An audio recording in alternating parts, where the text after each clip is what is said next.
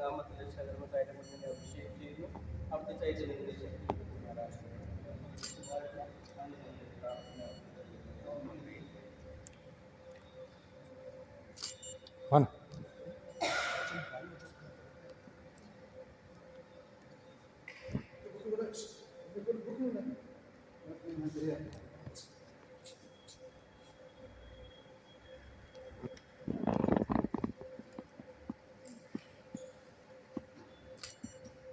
സർവശക്തനായ പിതാവിൽ ശുദ്ധീകരണത്തിനും ജീവൻ നൽകുന്നതിനുമായി ജലം സൃഷ്ടിക്കുവാൻ തിരുമനസ്സായ ഞങ്ങളും വാഴ്ത്തുന്നു.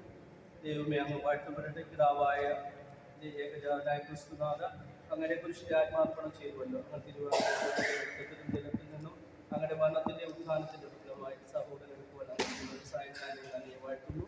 ദൈവമേ അങ്ങ് വാഴ്ത്തപ്പെട്ടവനാകുന്നു. പരിശുദ്ധാത്മാവായ ദൈവമേ അങ്ങിൽ ഞങ്ങളെ സ്ഥാപനം ചെയ്യപ്പെടാനായി നദിയിൽ വെച്ച് ക്രിസ്തുവിനെ അഭിഷേകം ചെയ്ത് അങ്ങനെ ഞങ്ങൾ വാഴ്ത്തുന്നു. ദൈവമേ അങ്ങ് വാഴ്ത്തപ്പെടട്ടെ.